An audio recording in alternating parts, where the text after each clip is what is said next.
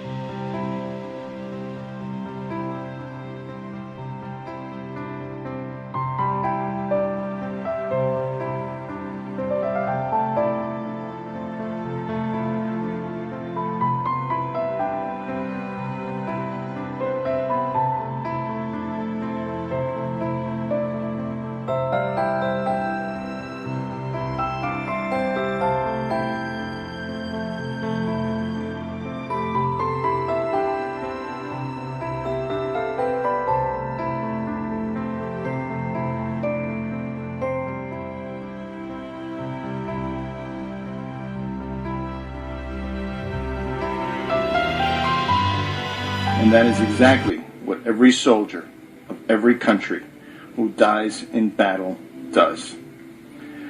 I can already feel the outrage many will have in hearing this.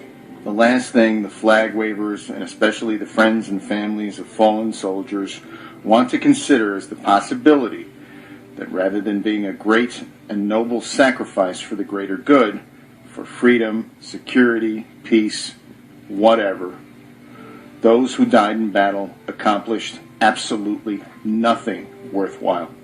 Nothing.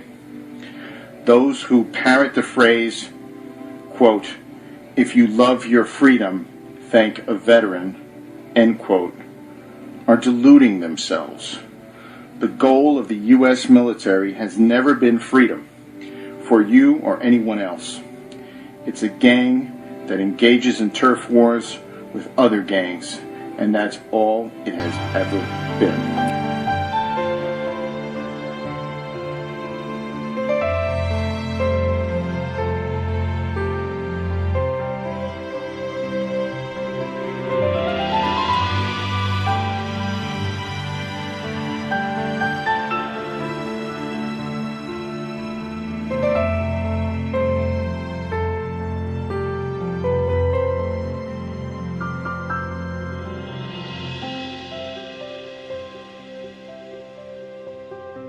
Amen. That's why I found the cemetery so depressing.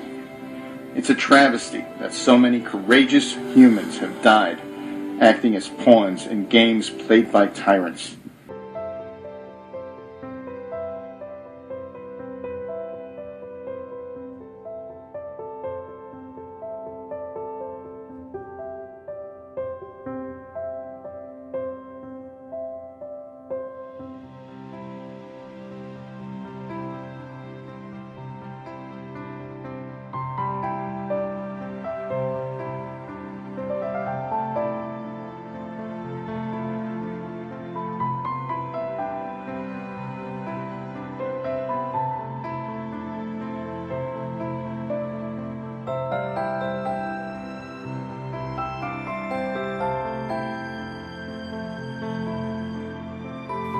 What makes it worse is that because the nationalistic authoritarian indoctrination has been so successful, this is likely to continue for many years to come. That's no shit.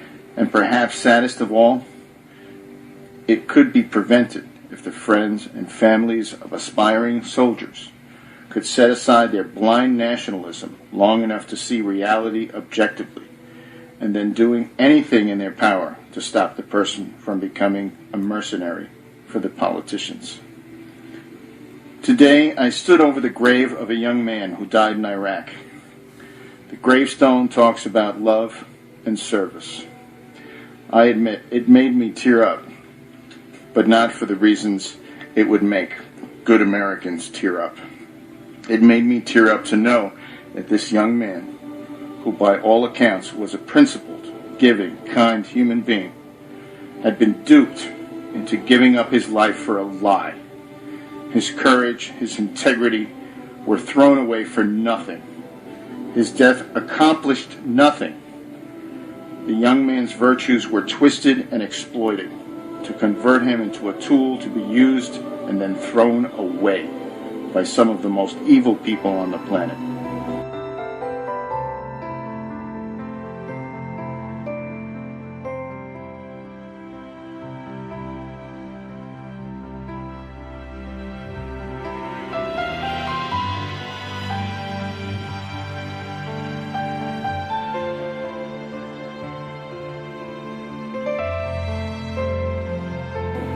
But who wants to be the one to point this out to the friends and family of the dead young man?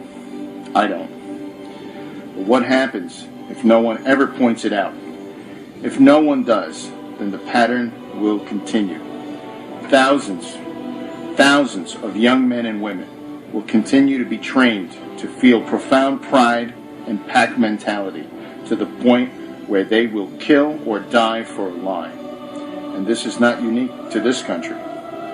Pretty much every war consists of too large numbers of basically decent human beings who have been twisted, corrupted, duped, and deceived, exploited, and manipulated to the point where they will create hell on earth, engaging in prolonged, widespread mass murder, torture, and terrorism in the name of some abstract nothing.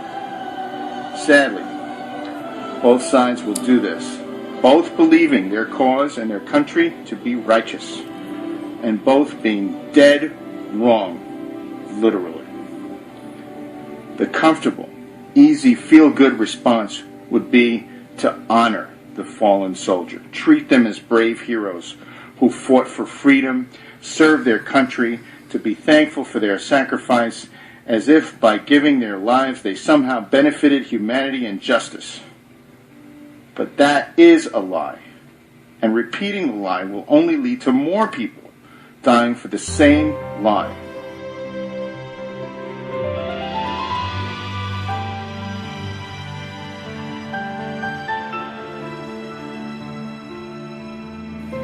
I don't doubt the courage of these soldiers, but bravery without understanding, more often than not, ends up doing more damage than good. And that is the case with every war. Somewhere in other countries around the world, Korea, Vietnam, Germany, Japan, etc., there are other cemeteries filled with the graves of brave, patriotic men and women who fought and died for the same lie. It's very likely, for example, that somewhere in Korea is a gravestone marking where a decent, honest man lies dead, having been killed by one of the decent, honest American men whose grave sites I visited today. Must we continue this insanity? Must we continue to allow those who crave dominion to divide and conquer us, to turn man against man, riling up millions to engage in vicious brutality and bloodshed? Must we keep acting as pawns for tyrants of all nationalities and continue to be duped into exterminating each other for the benefit of the liars and crooks?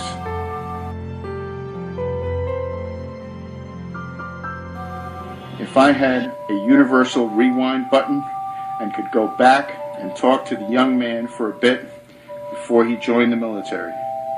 Maybe give him a book to read. Maybe challenge his assumptions a bit. Maybe I wouldn't have stood over his grave today. Now it's too late. But it's not too late for the next one.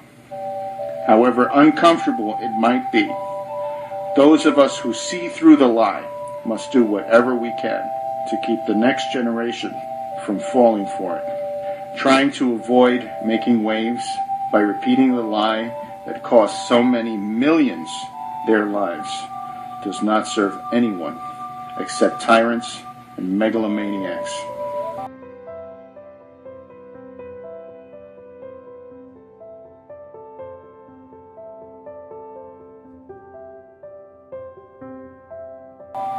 If by stepping out of your comfort zone, you might have a chance to keep the next young man from needlessly dying, scared and alone, bleeding in the dirt in some foreign country, how could that not be worth it? And if some people condemn you for the lack of blind loyalty and patriotism, or get angry at you for exposing the lethal lie that they have always believed and repeated, is that really too big a price to pay to save a life or a million?